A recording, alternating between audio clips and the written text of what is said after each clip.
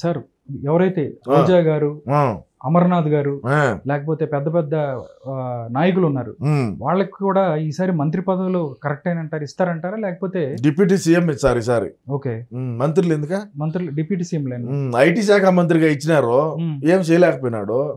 ఈసారి deputy CM ఇచ్చితే భారీగా చేస్తాడు. ఇబ్బందిలే, నీకు డౌట్ ఏం, నీకెందుకు వచ్చింది, నీకేం బాధ ఇప్పుడు? నీకు బాధ ఏమయ్యా? మేము మంత్రి ఇచ్చాము, డిప్యూటీ సీఎం ఇచ్చాము, లేదంటే ఇంకొకటి ఇచ్చాము, లేదంటే కసూదీరా అంటాము, నీకు వచ్చిన బాధ ఏంది? మొత్తం మీ 25 మంది మంత్రులు కూడా ఎవరైతే ఉన్నారో అందరూ కూడా ఓడిపోతున్న పరిస్థితి అని వివిధ రకాల సర్వేలు చెప్తున్నాయి.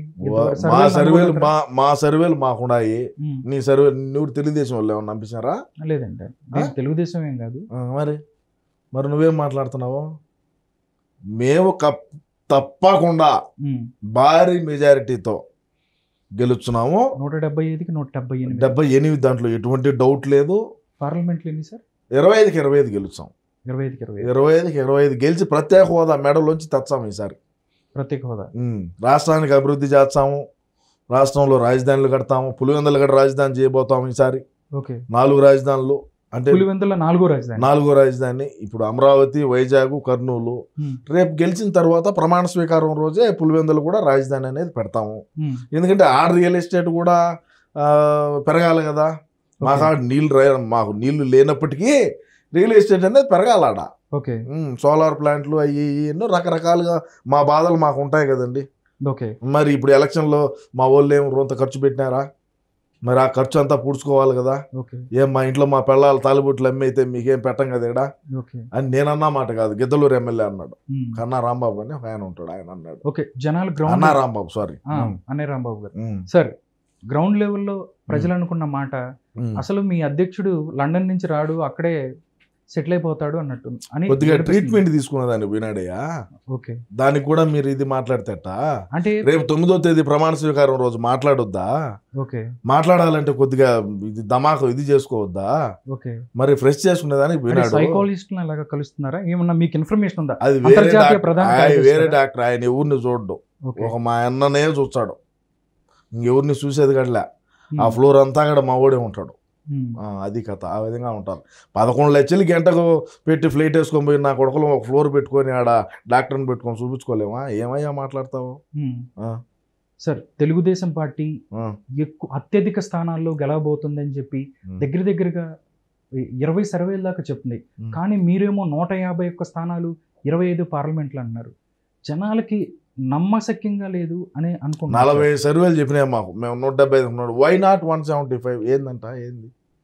మాకు 40 సర్వేల పైన 50 సర్వేల పైనే చెప్పినారు మీరే గెలుస్తారు, మనమే గెలుచున్నాం అని చెప్పి. మరి ఇంకేందంట సార్? నార్మల్గా జనాలు ఎవరైతే ఉన్నారో మొన్న 85% ఓటింగ్ దగ్గర 82% ఓట్ షేర్ వచ్చింది సార్. అందరూ ఓట్లు వేశారు. వైఎస్ఆర్ కాంగ్రెస్ పార్టీని ఎవరైతే కసితో వాళ్ళకు వ్యతిరేకంగా ఓటు వేశారు, అందుకే అంత పర్సెంటేజ్ వచ్చింది అని అనుకుంటున్నారు సార్. యాడేశారు కసితో ఓటు? ఎవరికి వేసారు? టీడీపీకి వేసారు అంటున్నారు సార్. ఎవరు? నువ్వు పోయి చూసావు లోపల పోయి? వచ్చింది ఎవరికి వచ్చింది అంటే నార్మల్గా నువ్వు చూసావా? ఎవరికి వచ్చింది నువ్వు పోయి చూసావా చెప్పు సార్. కాదు సార్, మామూలుగా మరి నువ్వు ఎట్లా చెప్తావు ఎక్కువ పర్సెంటేజ్ వచ్చిందంటే ప్రభుత్వ వ్యతిరేక ఓటు? అవన్నీ చెప్పగా నువ్వు పోయి చూసావా లోపల పోయి వచ్చింది? నీ ఓటు నువ్వు వేసావా? నీ ఓటు నువ్వు వేస్తే నీకు తెలుస్తుంది ఎవరికి వేసింది. ఓడివుడు వేసిన ఓటు నువ్వెట్ట చెప్తావా? నీకెట్ట తెలుసు? రేపు రిజల్ట్ రోజు చూడు, రేపు రిజల్ట్ రోజు చూడు, 15 నిమిషాలకి అర్థమైపోతుంది ఏంది సీన్ అనేది. సార్, మీ వాళ్ళే చెప్తున్నారు, మీ నాయకులే చెప్తున్నారు, మొత్తం అంతా మాకేసారని చెప్తున్నారు. అంటే మీ వాళ్ళు చూసిన పరిస్థితి ఉందా? లేకపోతే బ్యాలెట్ బాక్స్ ఈవీఎంలోకి వెళ్ళి అందరూ చెప్తున్నారు మాకే ఓటు చేశారని అడుగుతున్నారు సార్. మాకే ఓటు వేసారని చెప్తే మా బడిగా ఉన్న వాళ్ళు మాకు ఓటేకే మీకు వేస్తారా? ఏమి ఇచ్చారని మీ వాళ్ళకి ఓటు? మేము ఇచ్చేది మేము ఇచ్చాము.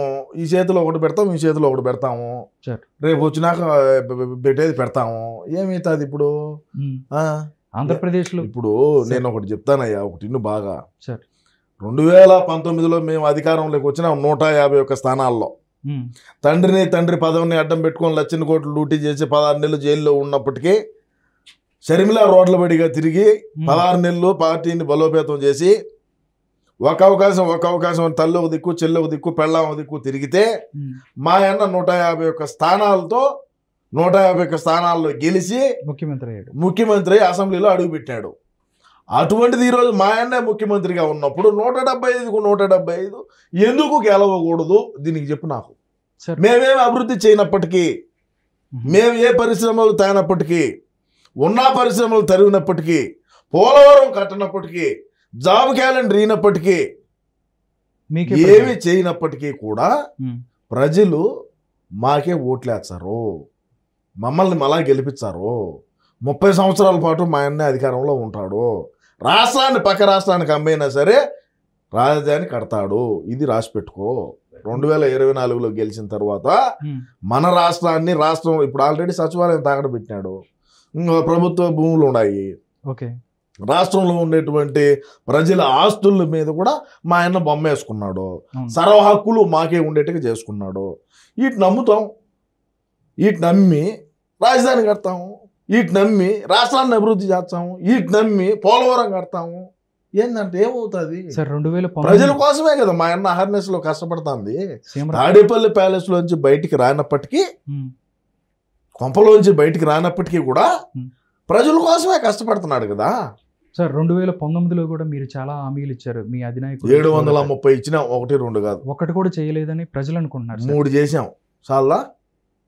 ఏం చేశారు సార్? 3 చేసాం సాల్దా అంట.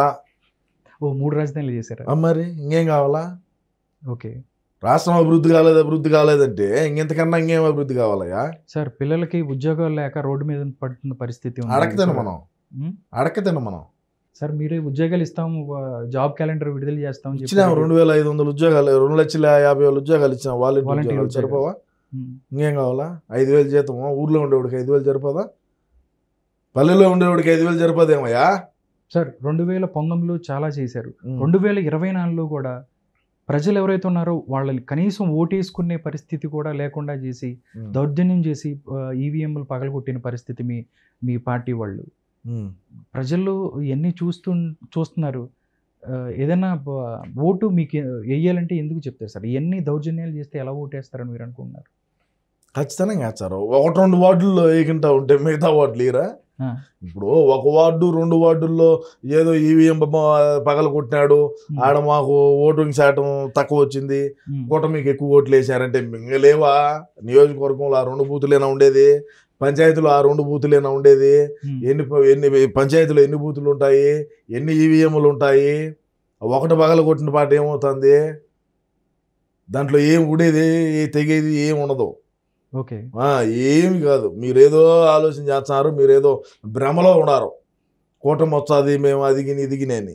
ఖచ్చితంగా మా ఓడే గెలుస్తాడు, పులివెందల రాజధాని చేస్తాడు.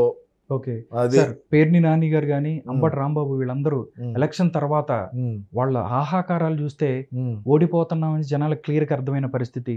మంత్రులు లాంటి వాళ్ళే, పోలీసులు మాకు సహకరించలేదు, టీడీపీ దౌర్జన్యం చేసింది, ఇవన్నీ చెప్తున్నారు మీ వాళ్ళు. అంటే ముందే ఓటమి. టీడీపీ ఎప్పుడు కూడా అండి, ఒకసారి మీరు ఆలోచన చేసుకోండి. చంద్రబాబు నాయుడు గారు పెద్ద ఆయన పాపము.